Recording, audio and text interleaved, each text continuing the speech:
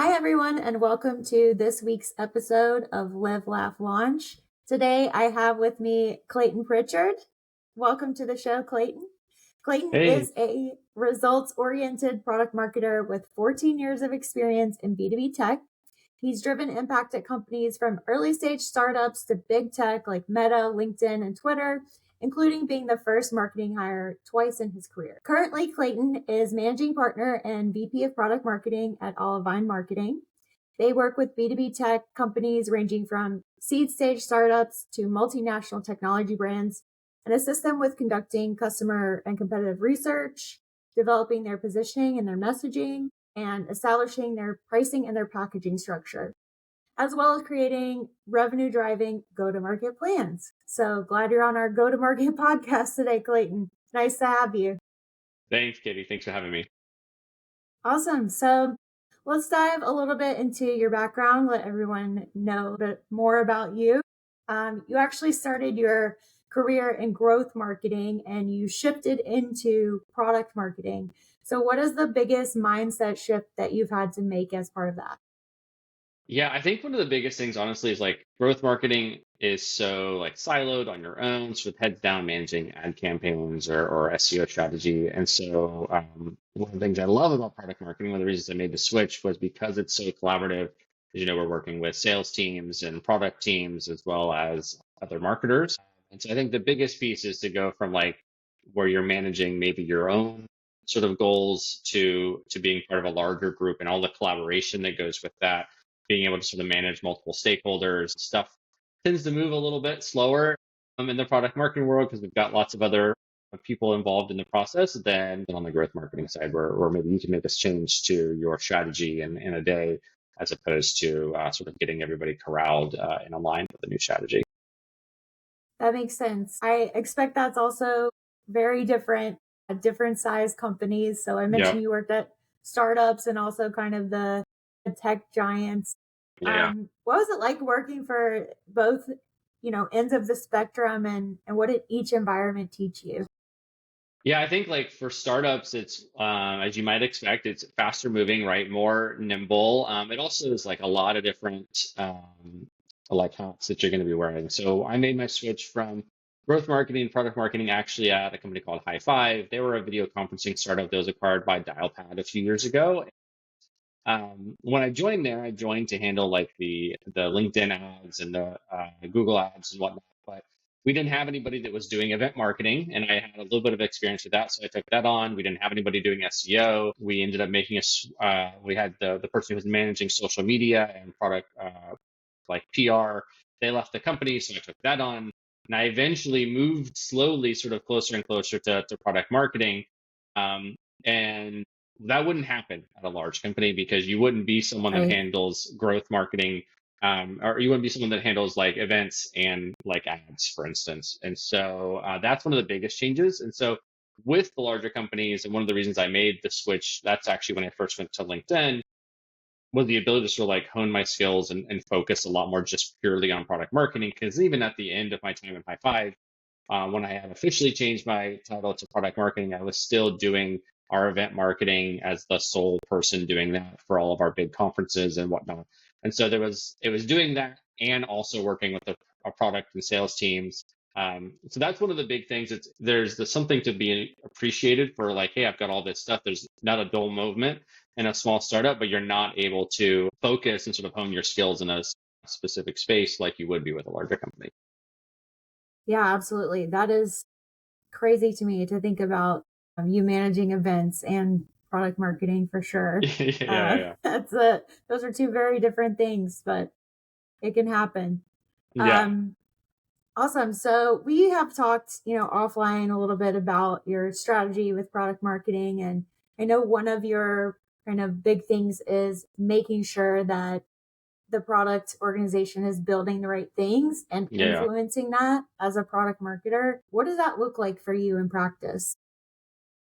Yeah, I think it's probably something we'll maybe touch on other times too. Is I think product marketing, one of our roles is to be the voice of the customer or the user. And so that means like doing research and sort of like deeply understanding them and how we bring that insight in. It also means talking to the sales teams and customer success teams to sort of bring the insight from the people on the front lines to make sure that we're prioritizing the right things. There's a million things we could be building into our product at any point. And so how do we prioritize them based on what is sort of going to impact the most of our clients, and especially in a B2B space, the most of our revenue? And so that's the way that I think about it. But also, are we building it in a way to make sure that it's successful on the like when we're putting together the go to market or our launch plan? So I've had times, for instance, when I was at LinkedIn, where the team would build something, and then LinkedIn's a really big website, and so I needed a deep link into a specific part of the app in order to manage my email campaigns. But the engineering team they weren't thinking about the go to market when they were putting together their product spec, and so that wasn't part of the initial spec. And so they got to the end and they finished it, and I was like, well, how am I supposed to run this email campaign now, because I can't tell anybody where to go? I can't send them to just linkedin.com.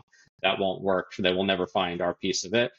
So I think that's the other part, is not only making sure we're building the right set of features on the roadmap, but that we also have the right requirements when that goes to engineering to make sure that it's going to be easy for us to market, and also easy, honestly, for the users to find it. There's this idea of like a minimally marketable product that I think is getting maybe a little bit more bigger and bigger, because I've heard somebody else mention it. I first heard about it at LinkedIn, and it's like, what are the set of features?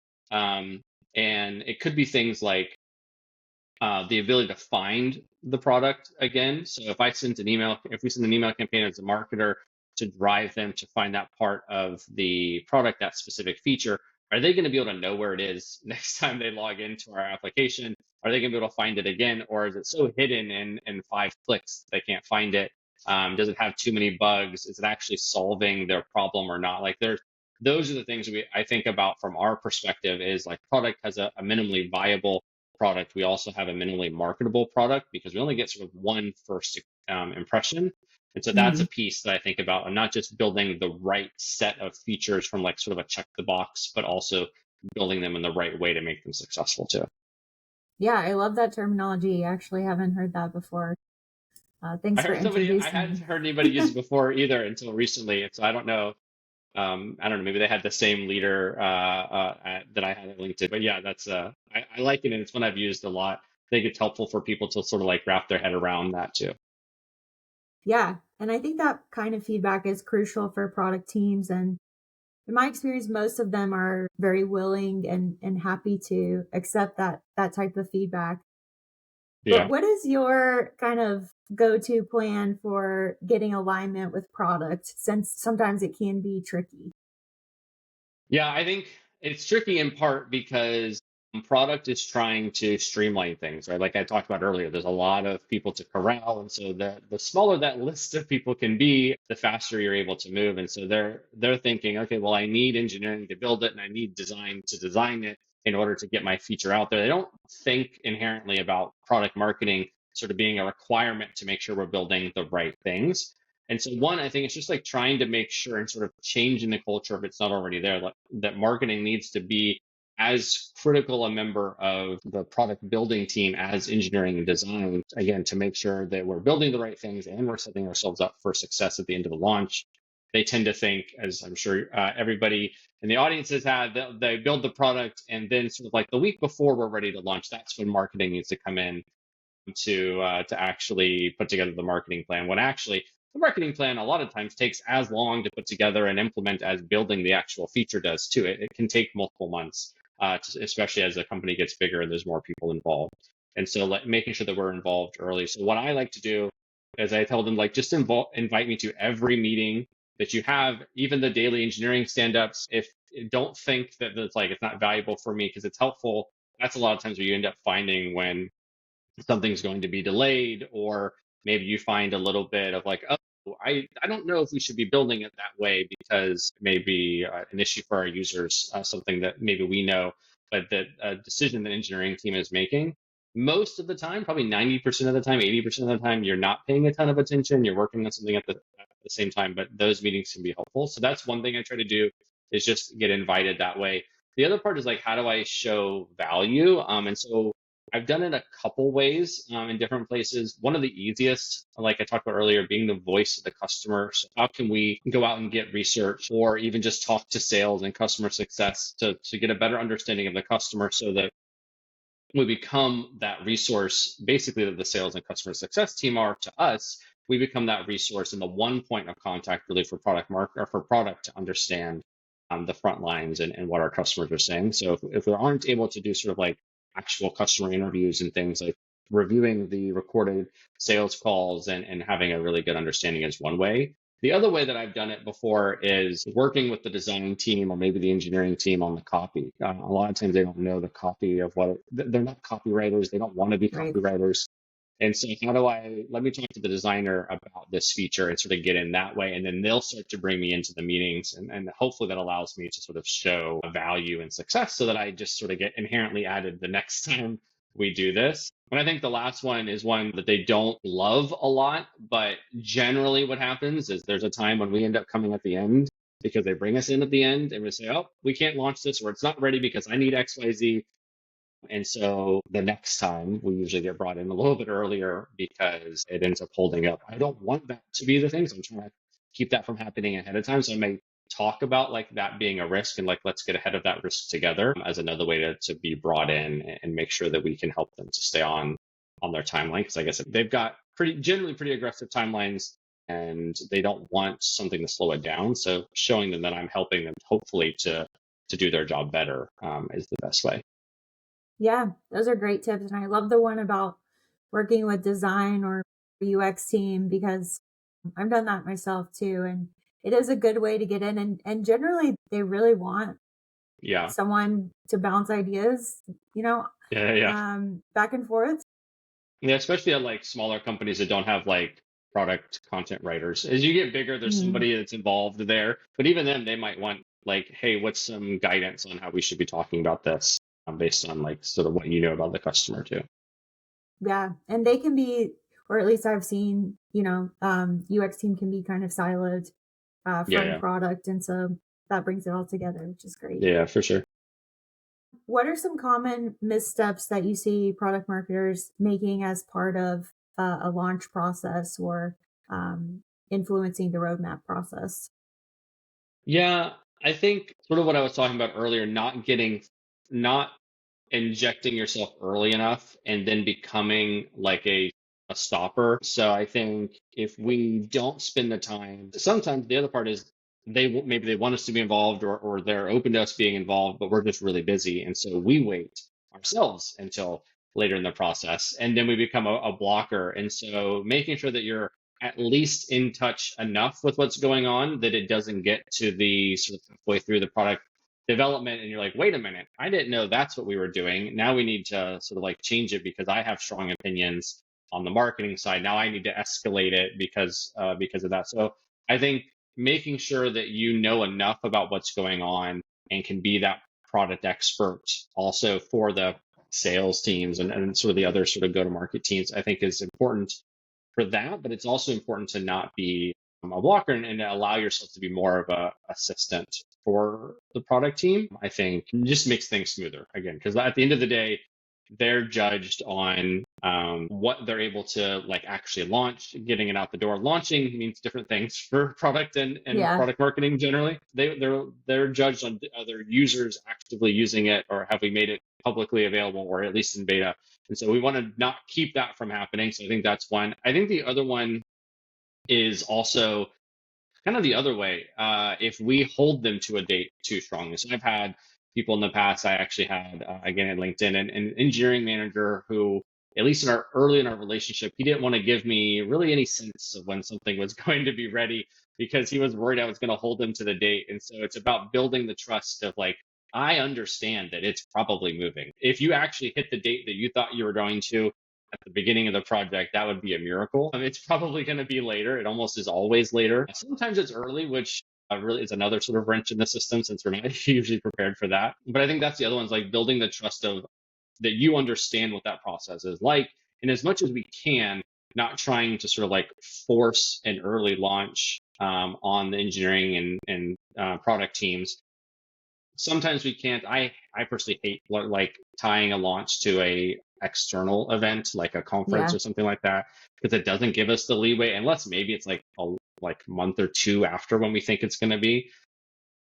But that's the other way that we can sort of break trust, is by sort of holding them too much and not really understanding the flexibility of their role, which means that unfortunately sometimes there's likely going to be a bug or something that comes up that's going to delay it. Yeah, absolutely. Awesome. So we seem to always kind of roll back around to AI on this podcast. It seems very inevitable at this point. So I want to talk a little bit about AI. I know you work on, messaging, positioning, differentiation, Yeah. lots of new AI products in the market.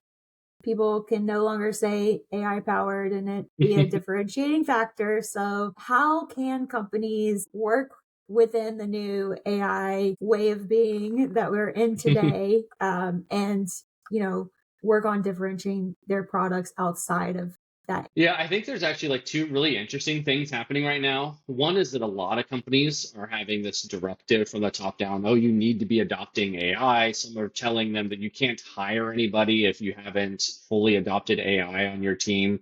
And so you need to make sure that you're optimizing yourselves as much as possible with AI tools before you get new headcount added, for instance. So we have that happening, which means people are actively looking for something to tell them it's an AI tool, Mm, and to make sure that it actually is innovative and using artificial intelligence. But at the same time, just saying that it's an AI tool is not enough either. Like it still has to check the boxes. So it really goes back to the sort of marketing fundamentals of, we need to talk about customer benefits.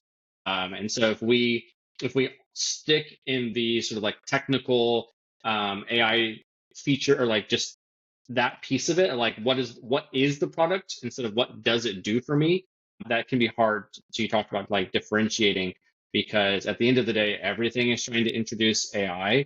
And right. so what they really care about is how does that AI help them first and foremost. And then maybe you can get sort of nerdy for those that want to get nerdy about like the technical pieces as well. Teams don't want to just be adopting technology to adopt them either. So that there is this aversion, especially as you get to like bigger clients, where I need to make sure that it's actually going to be impactful out the other end, because no matter how much you say you're going to help me implement, or it's going to be easy to implement, it still is going to take time. And so I need to see eventually that time gets paid off on the other side. And so it can't be a 5% improvement or whatnot. So I think that's one.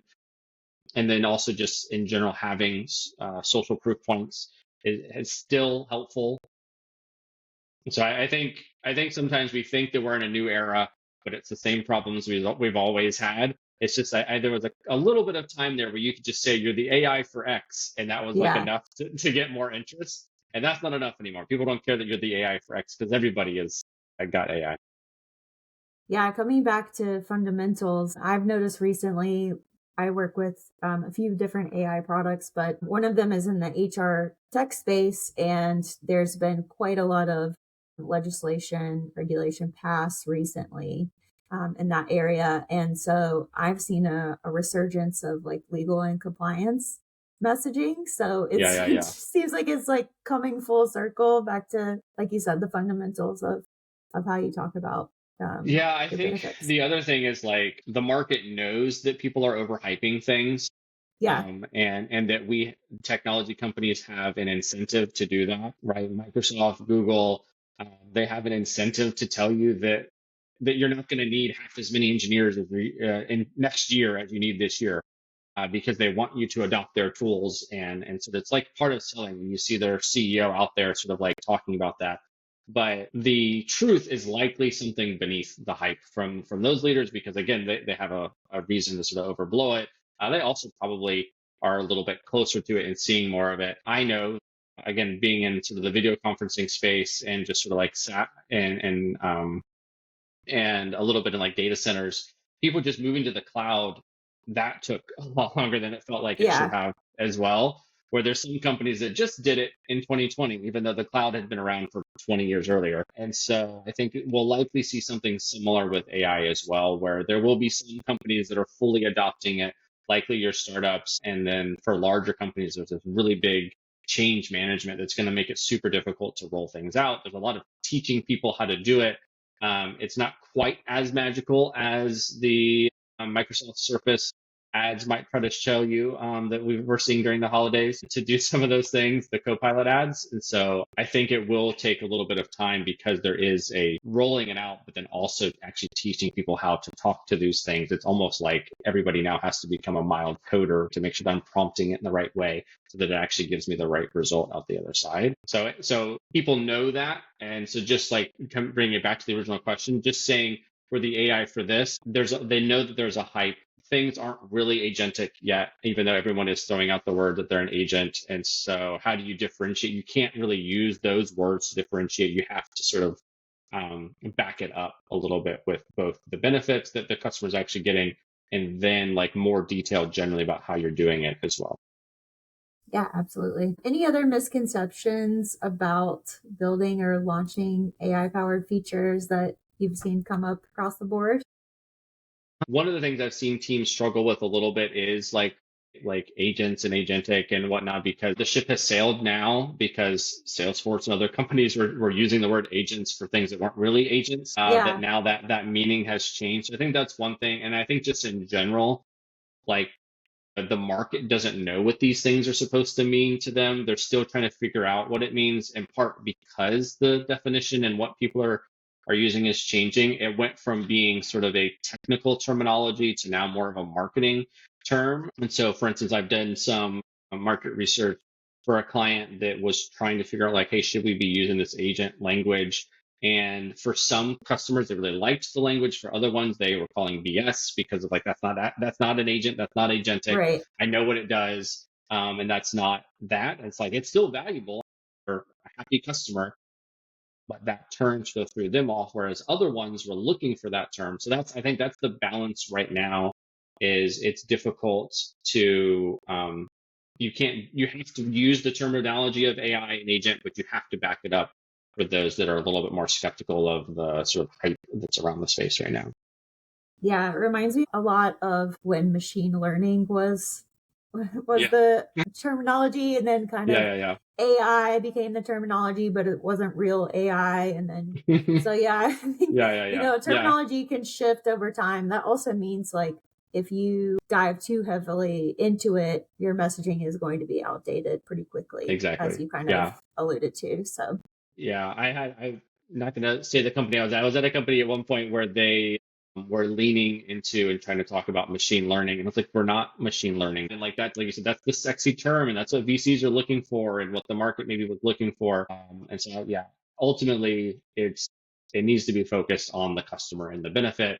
I think one of the things we talked about as well is that is where you can get trapped sometimes if you have like VCs, especially for startups. VCs are looking for like what you are and like your technology and how you're differentiated there.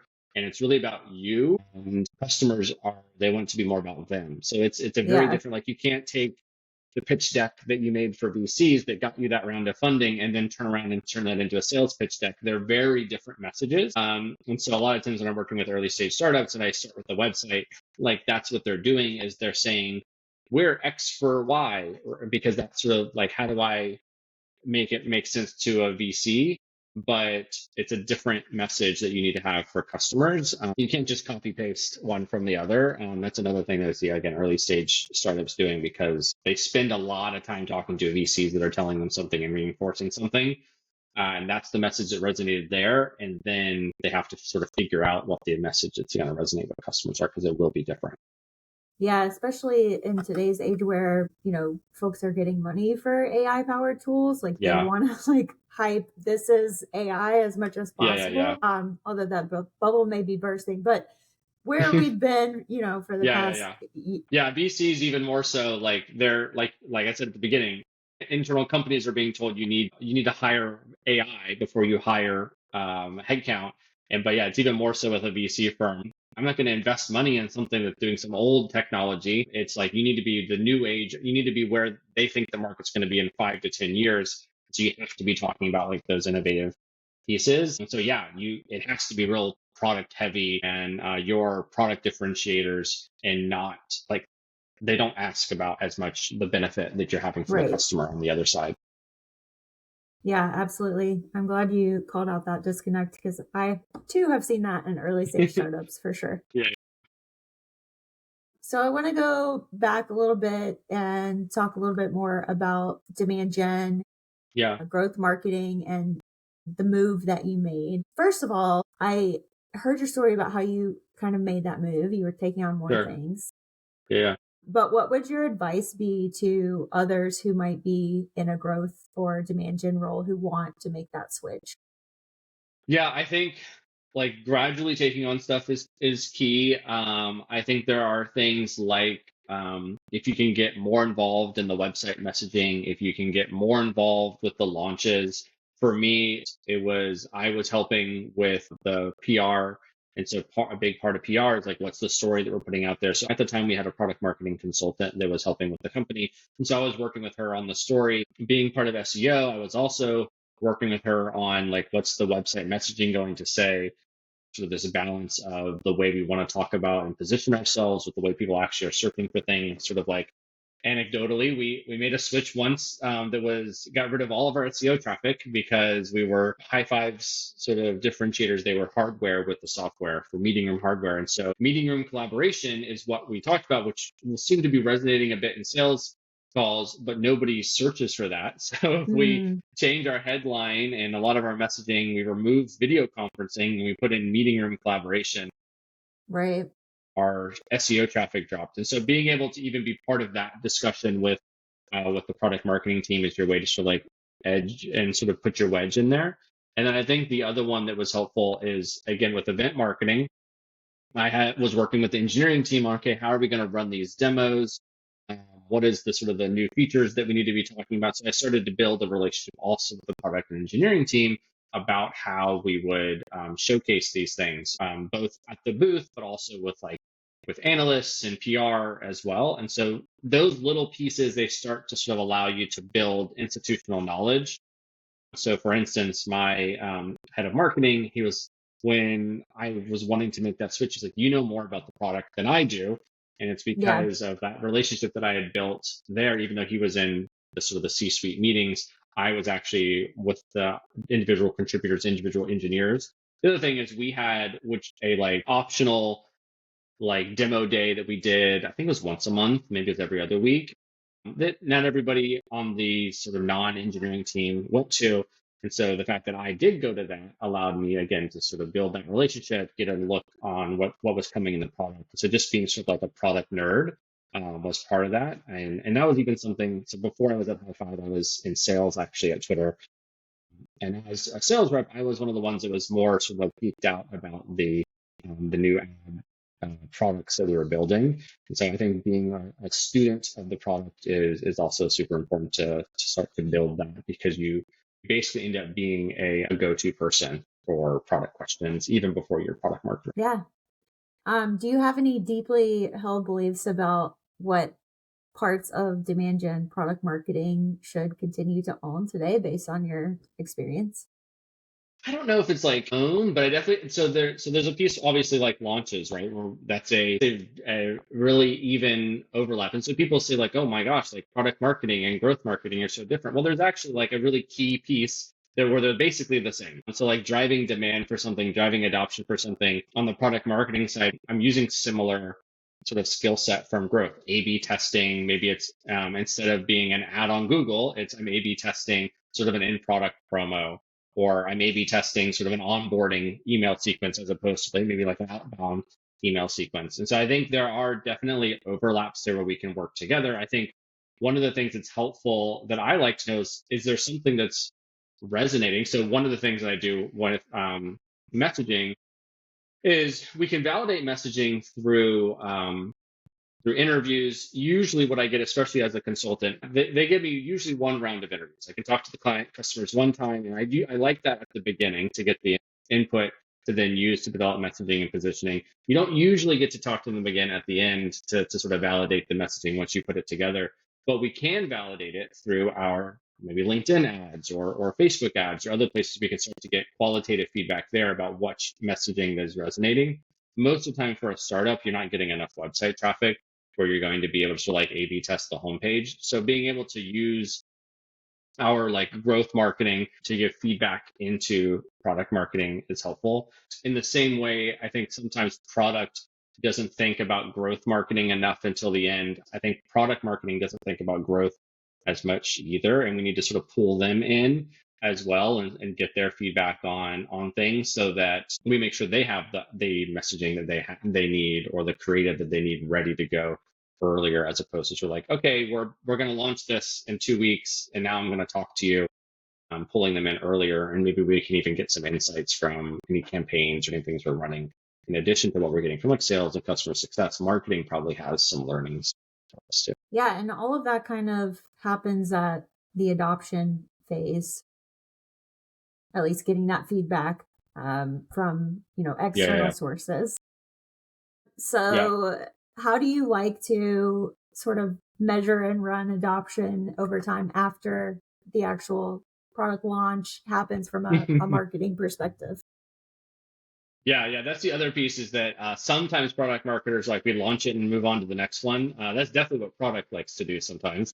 But so I think like being able to be involved long term is super key. And so I do think that we as a product marketing team need to have adoption at least needs to be a tracked metric so that we can make sure we're actually like focused on things that are going to move the business forward. And so I think there needs to be sort of like what's the initial adoption goal and then long term as well. What do we look at there too? So there needs to sort of be both of those. And again, working generally it depends on the size of the company, how much you're involved. Like at a LinkedIn, I maybe wasn't as super involved with actually like managing the campaigns. I was more just sort of like giving them messaging, then they would sort of they build the campaigns or whatnot. But obviously, at an earlier stage startup, the growth person that's running their email campaigns probably has a lot of other stuff they're going on. So they actually want you to write the email, tell them exactly who to be talking to, and all of those sort of things. And like actually running the A/B test. But either way, we need to be involved to make sure that we are helping to optimize that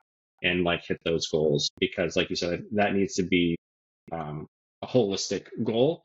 So that's the other piece too, is they can be a thought leader and a brainstormer on how can we hit this? What are channels that they own that maybe can be helpful?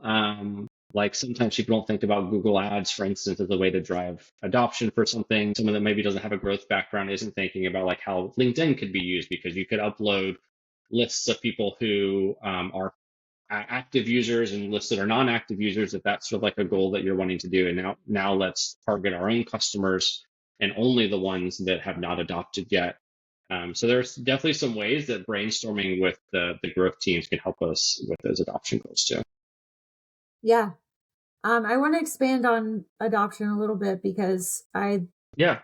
have seen it be a challenge for everyone, both on the product side, but also on the product marketing side. We're not necessarily tracking those goals over Yeah. time. Do you have any advice for kind of check ins, Yeah. frequency, goals, goal tracking over time? What's worked for you? Yeah, I think so. The one that is missed, I think, the most often is that, like, going back to something I was talking about earlier, we don't tell engineering that we need to track these things. Hmm. So they have to build in the tracking to be able Right. to say, oh, how many people clicked this button or how many people went to this. So we don't know. Maybe we do an in-product promo. If we don't have the tracking, we don't know how many people are actually engaging with that in-product promo.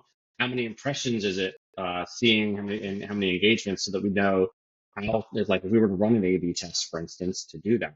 So that's one, we have to have the tracking set up for all of the promotions that we're running to make sure that we're able to measure that. Preferably, and this is probably a bigger company thing, but the ability to A/B test as well. That's again not something that maybe was inherently built the first time we started to build sort of our in product promo options, so that we can start to A/B test headlines and copy and visuals in the same way again that we would with ads. So I think starting there is important. And then again, whether it's you're working with data science because you're at a bigger company and they're able to help pull these things together, or you're just sort of like doing sort of back of the napkin numbers on, okay, we have this many people, so this many customers, this is sort of like our number that we think might make sense, and start to set those goals up and try to have some backing behind them. Okay, we're going to send emails or promos or whatever our like tiering allows for probably for that launch, so that we can back and do, okay, I think we're actually going to have this much engagement and awareness, and start to put um, a test along the way. I think one of the things that we should also be testing for, which generally product has, is uh, turn rate. We launched it to, maybe we launched it to 5,000 customers, and how many are using it within sort of in that beta? How many are actually using of the 5,000 the feature that first week? How many are still using them 2 weeks later? So those are I think using those also on the marketing side and having sort of a shared goal with product makes a ton of sense. And then likely it's quarterly goals. I mean, again, it depends on the importance of the launch for the company. Usually, though, for the types of things I think we're talking about, you'd want to have like a quarterly goal and an annual goal. And again, thinking about what's actually going to get us there. I'm not just saying, okay, well, we launched it to our users, they're all going to use it, which tends to be, at least sometimes I've seen product think that way. We need to figure Yeah. out, okay, what are we going to do to actually drive that, especially because in the beta, you'll start to see how many people are sort of like naturally finding and adopting the new feature. And so we'll likely need additional levers. And what are those levers that we'll pull as we go along? Yeah. Awesome advice. Well, do you want to share any place people can find you, LinkedIn, website, anything Sure. like that? Yeah, so if I'm on LinkedIn, linkedin.com/in/Clayton Pritchard. So that's the best place to find me, is on LinkedIn. And then find Olivine at olivinemarketing.com. Like you mentioned at the beginning, we sort of handle everything from the beginning to end of like product marketing and brand marketing. So reach out to us there. Well, it has been great having you, Clayton, and I'm sure that our listeners will get a lot out of the advice you shared. So thank you so much. Thanks for having me, Kate. All right. Bye bye.